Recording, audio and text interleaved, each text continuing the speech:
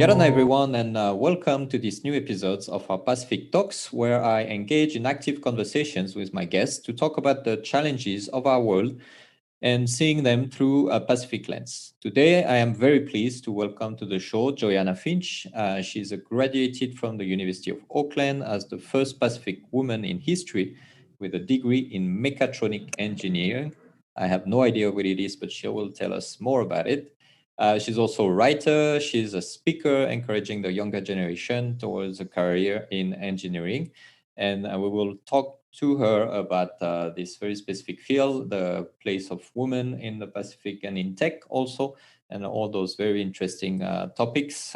So first, let me introduce Joyana. Joyana, welcome to Pacific Talks. Ora Na, Philippe, and thank you for having me. My pleasure. So, Joyana, you've recently made the news in the region by becoming, as I was saying, the first Pacific woman to earn a degree in mechatronic engineering. But you've also recently published your first children's book. And you also have been, I've discovered that, Miss South Pacific. So the list is without any specific order, but that's quite a diverse background. So to help our audience know more a little bit about you, can you just tell us a little bit about yourself and what you've accomplished so far in your life? Sure. Well, where do I start? Right from the beginning, I guess. I'm the eldest of three children and was raised on the island of Rarotonga, which is the capital of the Cook Islands. Rarotonga is only 32 kilometers in perimeter, so some would say it was a small world living there. However, I've always felt differently. Though the island was small, the experiences and opportunities that were available to me as a child were vast. So, just to give you an idea, here are some of the things that I was able to do as a child living in the Cooks. I grew up playing tennis, netball, karate, and later oivaka. I belonged to an after school library group, and I think at one stage I was also taking piano lessons.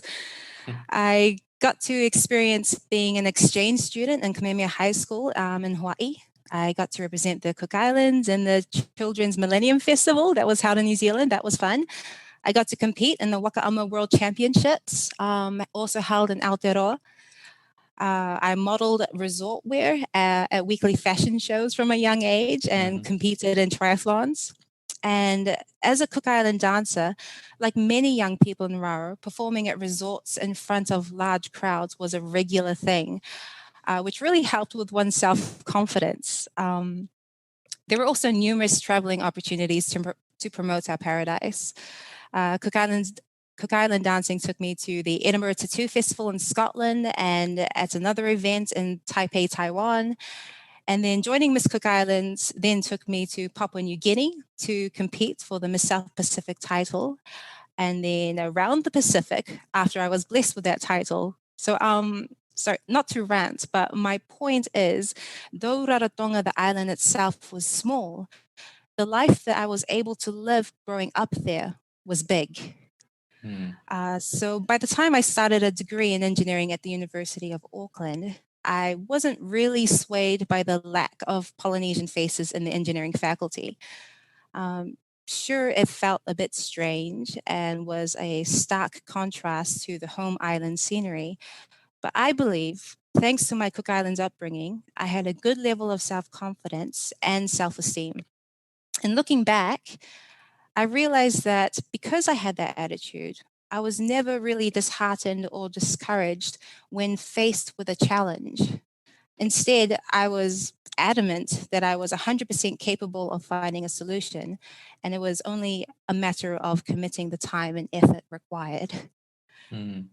I really, really enjoyed my engineering degree.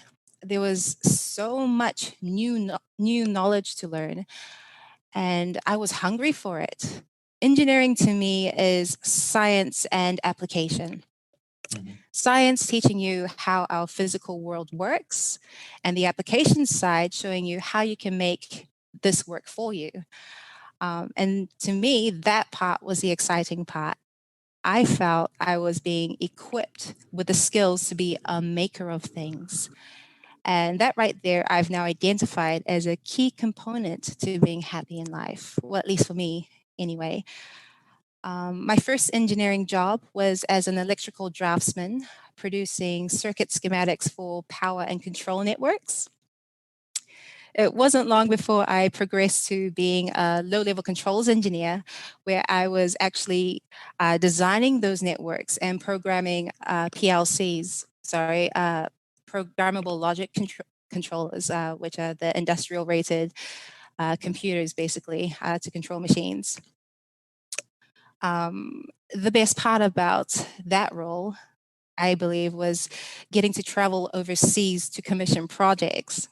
In my opinion, being a commissioning engineer is one of the best jobs you can have as a young adult because of the challenges that come with it and the travel. The company then lost their lead SCADA engineer, and I put up my hand to take his place. SCADA stands for Supervisory Control and Data Acquisition, which is just a fancy name for the graphical user interface that factories use to control and monitor their system. All right. Sorry. That's all good. The engineering language is lingo is always quite something. Yes, stop me to explain, but engineers try to make things more difficult when it comes to words. So knowing that I actually had zero experience in being a SCADA engineer, I was so thankful for my company that they had faith enough in me to give me that role. And through that role, I got to work on projects in Australia, Japan, Scotland, England, France, Casablanca, and more. Lots of life has actually happened since those days. Today, I'm happily married and a stay-at-home mom, raising two daughters. I still work remotely as a SCADA and emulation engineer for the same company. I have recently been appointed as a board member to a Crown Entity Board for Engineering Associates. And as you mentioned before, I've just released my first children's STEM book called Buzz the Electron, which is aimed at introducing the concept of electricity to our babies with some fun and imagination. Wow, that's quite a life already. Sorry, I've tried to sum it up as much as I could. Please stop me if you feel the need. I do have a tendency to talk a lot. Oh, it's amazing, but it's also quite something that you find very often in the islands. People who had so big experiences traveling so far and like carrying several hats at the same time. I feel it's really something that is quite common actually in our islands, and maybe more than the opportunities you can find in like bigger markets somehow, which is always surprising. That's right. Believe there's definitely a misconception about what life is like in the islands from the Western point of view. You know, a lot of the Western society sees the Pacific living as probably disadvantaged, whereas in fact we're rich with opportunities, probably because of our size and our location, but we're definitely not disadvantaged. Yeah, I agree. I definitely agree with you. And then we have a perspective that is quite interesting also. So I'm curious to know a little bit more about this specialty of yours, mechatronic. I never heard about that. I'm sure a lot of people listening to us haven't as well. So can you tell us a little bit about that and how is it relevant for the Pacific? Sure. So mechatronic engineering is a combination of the electrical, software, and mechanical disciplines.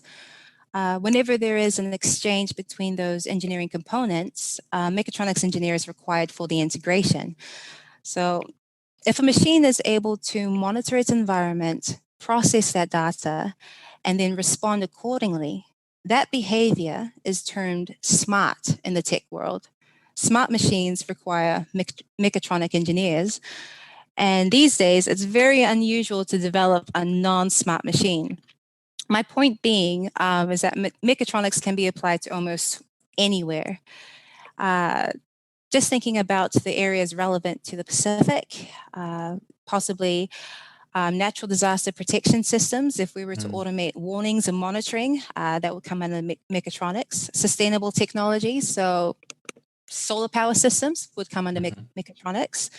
Marine technology, if we were to automate fishing or economical zone patrol or monitoring of the ecosystem, that can also come under mechatronics. So it's quite a large umbrella. Now, that's just a technical explanation of mechatronic engineering. But what it means to me, mechatronics, is freedom. Freedom to imagine, design, and then build a solution. And in that respect, engineering as a practice is relevant to all of the Pacific and everyone in it. Interesting. So basically, if I understood correctly, mechatronic is the essential component that will help a machine producing much more than just like a set of tasks, but having the ability to maybe be more adaptive or having like a broader range of operation. That's right. So you can have mechanical engineers, electrical engineers, or software engineers, but a mechatronics engineer can marry all of them together. And therein is where I find the freedom, because you've got flexibility and you can also be involved with the design, development, and implementation of solutions. Okay, interesting. So pretty much the enabler of interesting technologies. The bridge. Yeah.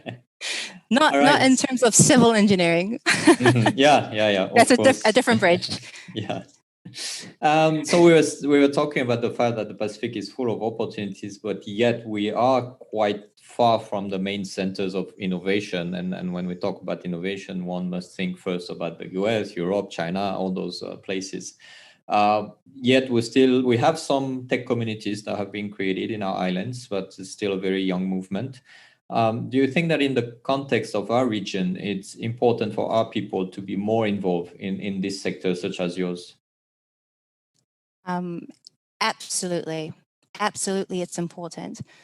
Look, because our nations are blessed enough to be surrounded by the Pacific Ocean, I think it's easy for us to believe that we are isolated and have control over external influences.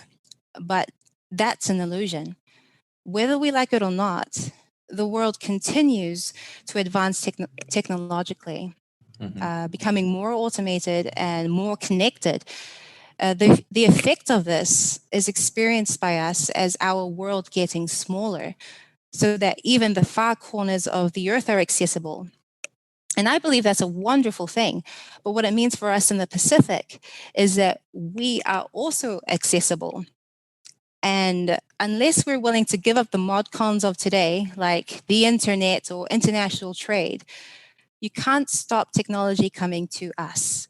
Therefore, we do need to get more involved, because what's the alternative?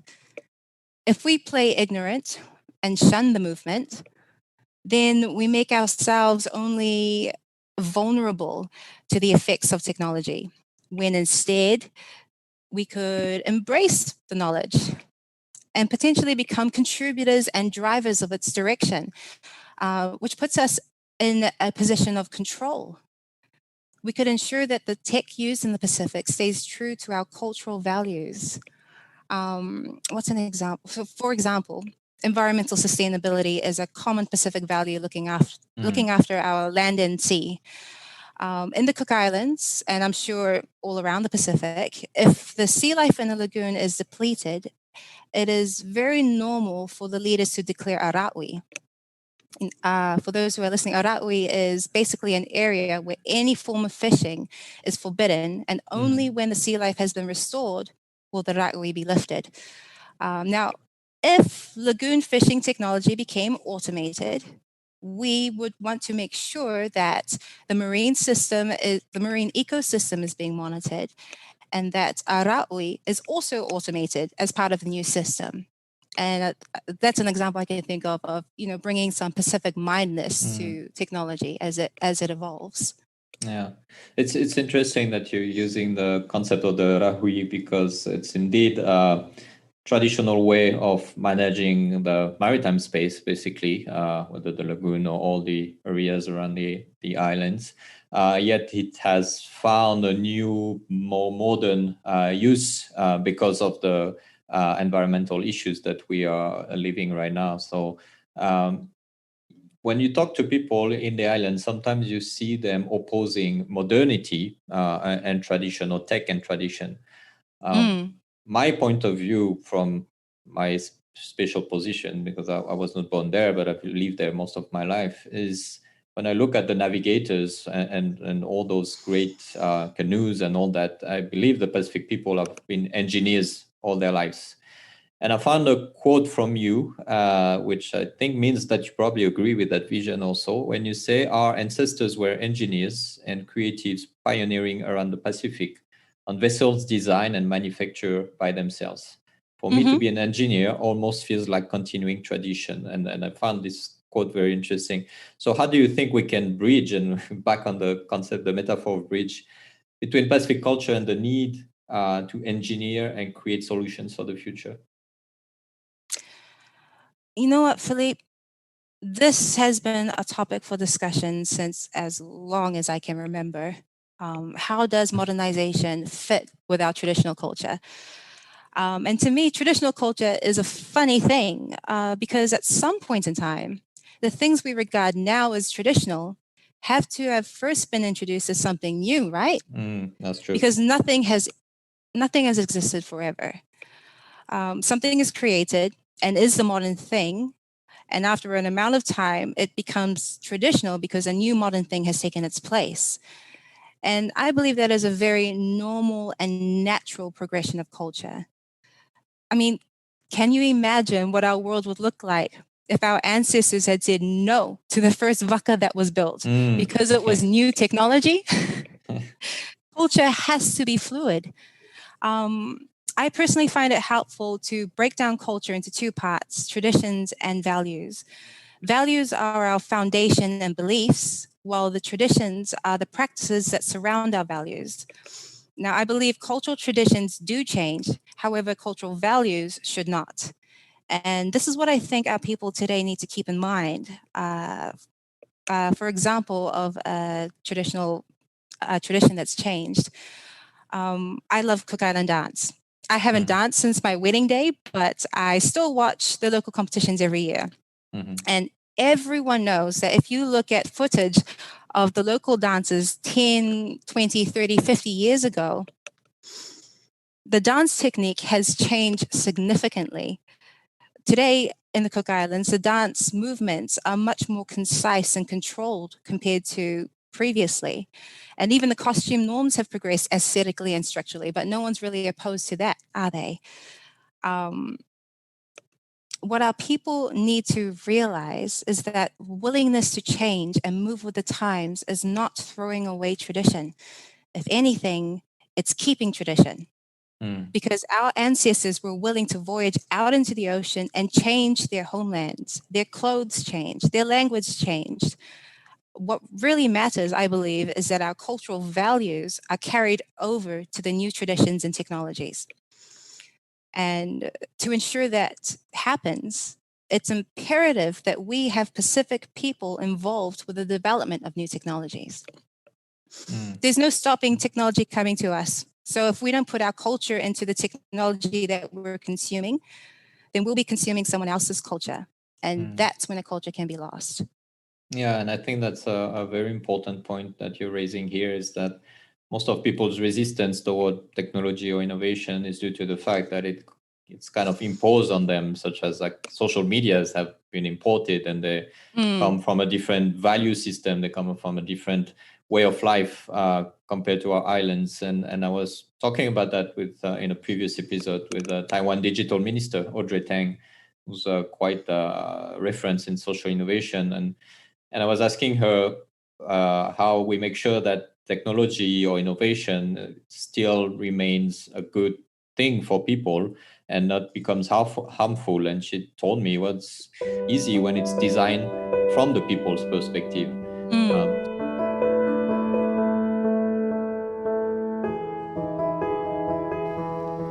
Ora Na, I'm Philippe, the host of the Pacific Talks and also the founder of Pacific Venture. If you like this podcast, you may be interested to discover our weekly newsletter, The Global Tiller. In a 5 minutes reading, we give you a new and fresh perspective on global trends and issues. From the Pacific to South Asia, discover our analysis of global challenges done from a point of view that is not one of the major centers of influence. A good way to change your approach to major topics. If you're looking for a different way to understand the news, subscribe for free at The Global Tiller. Find out more on theglobaltiller.substack.com or on pacificventure.com/newsletters. Hope to see you there.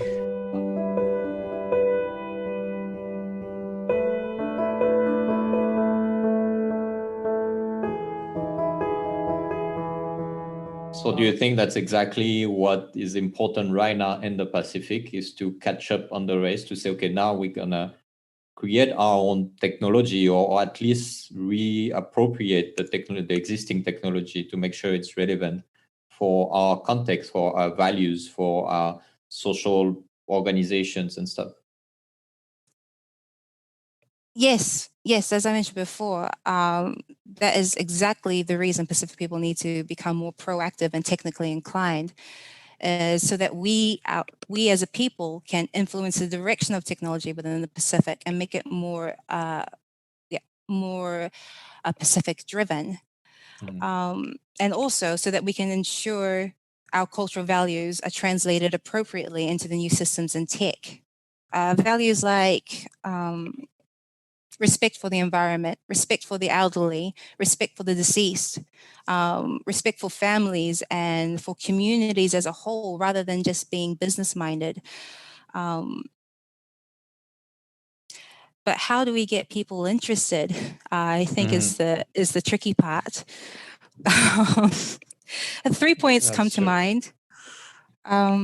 Firstly, as I mentioned before, we need to raise awareness that, contrary to common belief, technology needs to be embraced and directed in order to save our cultures. Secondly, I think our people who have been already educated in tech need to somehow be incentivized to move back to their home islands, so that those skills and possibilities can be more visible to our communities, and then their focus shifted back to Pacific-minded solutions. And lastly, we need to remind our people, as you mentioned before, that our ancestors were engineers and adventurers. So it's in our blood. And when I say it's in our blood, I really mean it. I've recently read a study around epigenetics, which is fascinating stuff. So epigenetics is the study of how external influences and experiences can influence the DNA of an organism. And there was an experiment that basically proved the memory of navigating through a maze was passed down from a mother mouse to her offspring, which is very exciting. So very fascinating. You look it up, epigenetics. So when I say it's in our blood, the fact that our ancestors were pioneers and problem solvers and engineers and adventurers, it literally is in our blood. Yeah. So for us as a Pacific people, or even as an individual, to practice engineering and or problem solving, or building and creating, fulfills that at a genetic level. So it's good for the vajra. It's good for the soul. Yeah, that's true. And so is it somehow what you've tried to achieve with your children's book, by raising interest in science in kids at the earliest age, to make sure that they grow up with the feeling that science is part of their lives, and maybe telling it through the stories that we used to hear here, and using like local context, local imagination to kind of bridge everything together and start from the beginning? Yeah, I guess you could say that. Well, hey, storytelling is part of what we do, right? Us Pacific Islanders are really good at telling stories and enjoy it. And when it comes to science and the Pacific, for me, science is the freedom to be curious and ask questions and then find the answers. So we can't shy away from science and tech in general, because science itself is only a tool. and it's the wielder of the tool that decides the nature of the work done. And if we, as Pacific nations, are afraid that the power of tech is being driven by the wrong people for the wrong reasons, that's all the more reason for us to get involved and take some control. With the release of my first children's book, Buzz the Electron, the aim is not even to generate interest. It's just to get the next generation comfortable with the tech concepts, to remove the perception of science and tech being too difficult for us islanders to understand. I believe that our concerns around losing our culture to new tech is only one of the reasons our people have not yet embraced the science and tech industries. The other reason is because from an early age, we Polynesians generally tend to shy away from maths and science. Maybe it's because the applications and the value of science aren't obvious enough during our island upbringing. Or maybe it's because we think it's just too difficult. And that's the attitude I'm hoping to disarm with my children's books by introducing the basic concepts early in a fun and friendly way. The next Pacific generation will at least be comfortable enough with science to find out that maybe they even enjoy it. In which case, I'd hope to see the numbers of Pacific people in tech increase, and consequently, the growth in Pacific-minded technology. So yes, that's why I'm starting with the young ones. That's interesting. One thing I've noticed here, and mostly into the entrepreneurial field, but I'm wondering if it could apply to tech, is that the way we teach we teach science, we teach all those fields, it's taught in a way that fits kids in other contexts in Europe, in the US, and etc. So do you think we should completely rethink the way we teach science in the Pacific Islands in order to make it more relevant or more easy to understand, not in the way like of intellectual abilities, but in a way like, okay, I can understand why science is important for me on a daily basis in my island, and because it's a traditional thing anyway. Definitely. I definitely think it's worth considering. Obviously, it'll be a large effort to rewrite the curriculum. But for the young ones to have things relatable and relevant to them, that's the most powerful way to learn, right? Because it's not something abstract in the classroom. I particularly remember a module in biology class that I was doing by correspondence. And I really disliked that module because we were studying ecosystems and sea life, but they were talking about these shells and seaweed and barnacles that I actually haven't seen. They're not here in Raro. And so I'm trying to understand these make-believe creatures and pretend I know I've seen these patterns on the beach when I haven't. So I still passed, but it was a very strange way of learning. Definitely what you suggested, making the content more relatable and applicable to our island lives can only help us along this journey. And I do intend to do a bit of that with the books I release. I mean, the primary content is about science as a concept, but because I'm having fun with it, I can make comparisons and metaphors that relate to Pacific life. For example, the next book I'm working on is about a photon, which introducing the science of light. And I'm thinking of comparing, the frequency of a color and compare it to like the wriggle or the sway of a Rarotongan dance. So they get that it's a vibration. Nice. That's super interesting. It could be done in Tahiti also with the Ori Tahiti. I'm sure it could share a lot of stories higher around frequency in that. Tahiti, huh? Much higher, definitely. Interesting. Well, you're gonna have interesting stories to write for kids with the latest discoveries on muons and all that I read about recently. So I'm guessing a lot of new metaphors to find for that. Yeah, should be fun. All right, I'm gonna talk about another element that is important when we know about your life. as I said, you are now referred to as the first Pacific woman to hold a degree in mechatronics. And I believe the woman element is important. But how is it important for you to motivate women to follow your examples, whether in engineering or any other scientific field? And in our communities today, where we, as we said, juggle between tradition and outside have influence, how can women play a role to bridge those two worlds?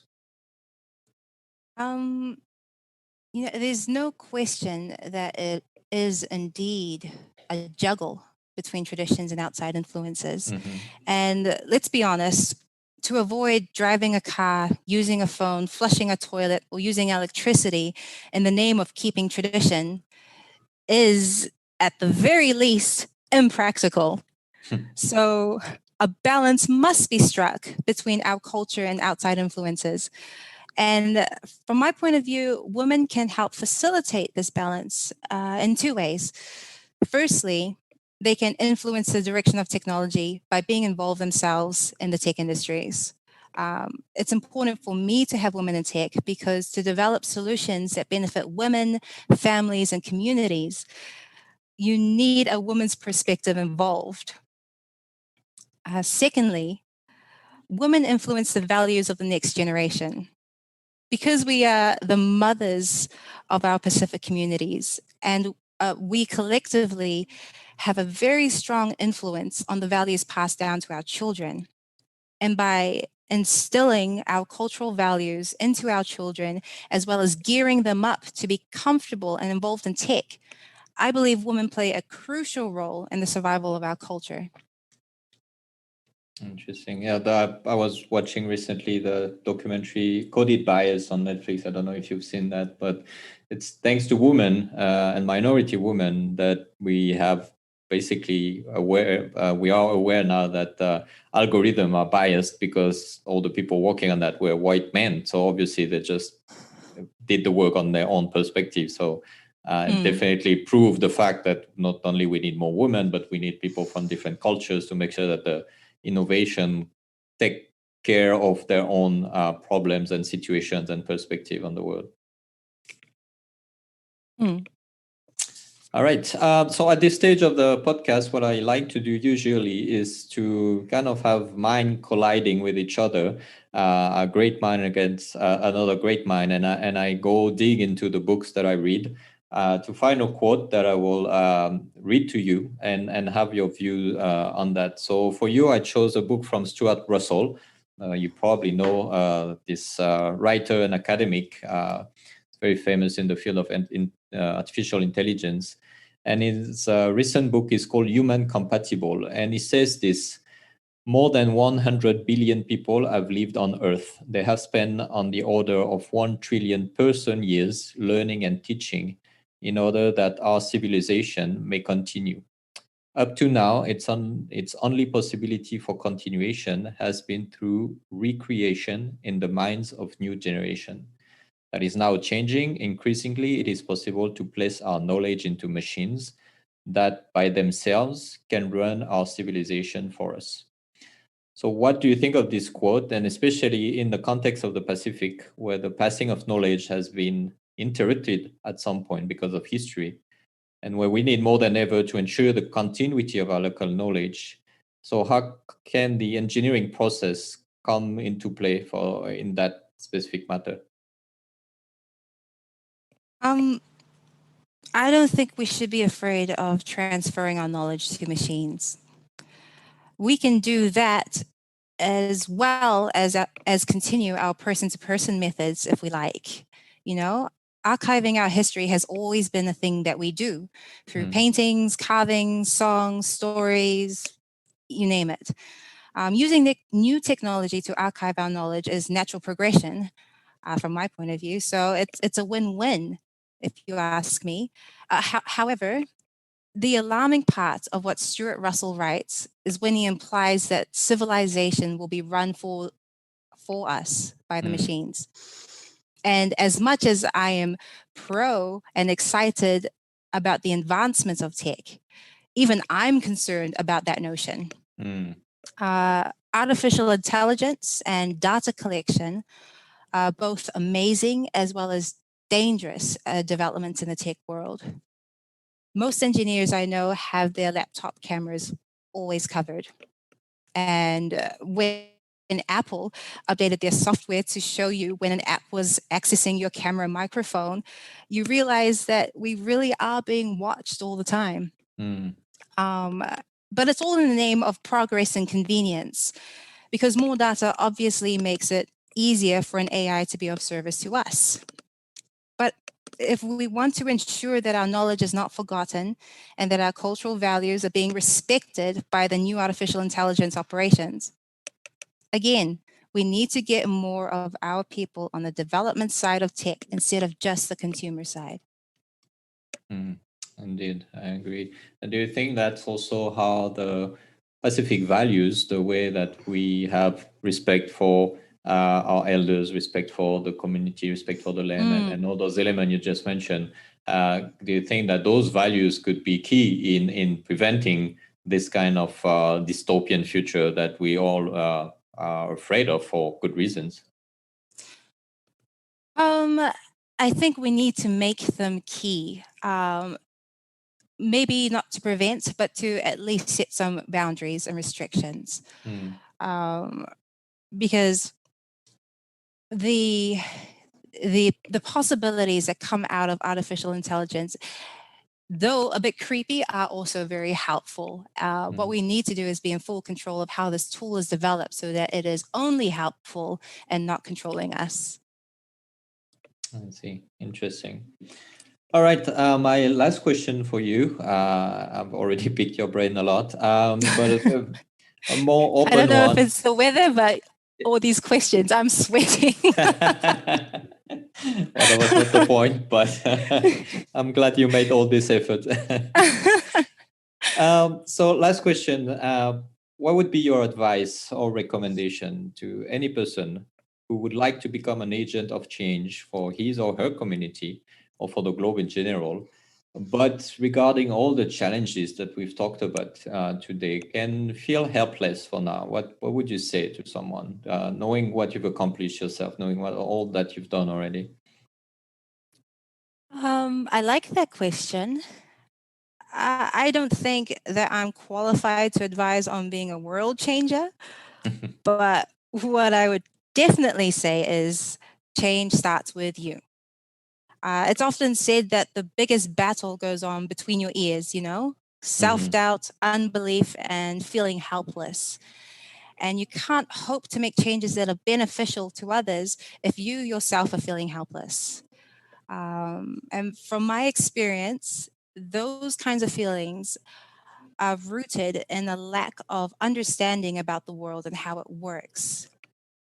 Thankfully, we never actually are helpless, even though you may feel like it. There's always something you can do to take command of your life uh, within your sphere of influence. And however small or big that sphere is, you can do the research and be the change. If you're able to improve your life and those around you, people will always want to know the secret. And in my opinion, that is the way to make a lasting impact. So, could I sum it up by saying be curious and be bold as the way you've been when you decided to take this job in this company? Uh, yes, be curious, be bold, and also take responsibility for it. So go and do the research yourself, educate yourself on the issue, and if you know the solution, then you yourself push it. Rather than just being a keyboard warrior or a protestaholic, Yeah. be the change yourself. Yeah, don't stay behind the screen. Use it properly, and then go act on the reality. Absolutely. Interesting. All right, Joyana Marururua, thank you very much for coming on this show and sharing your amazing life experience. You've done quite some amazing thing and continue to inspire our young scientists and creators of the Pacific through your job. Oh, thank you so much, Philippe, for having me on. I feel so privileged. It's been real fun. Thanks. Have a good day. Bye.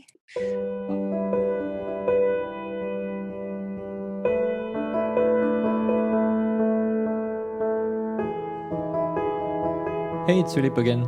I hope that you enjoyed this new episode of our Pacific Talks. Joyana's career and life is really inspiring, and it's interesting how she manages to get the best of all worlds in order to ensure that her and her community are ready for the challenges to come. If you've liked this episode, don't forget to like and subscribe on your favorite podcast platform to never miss any of our coming episodes. And you can also discover our previous ones and enjoy some diverse conversations.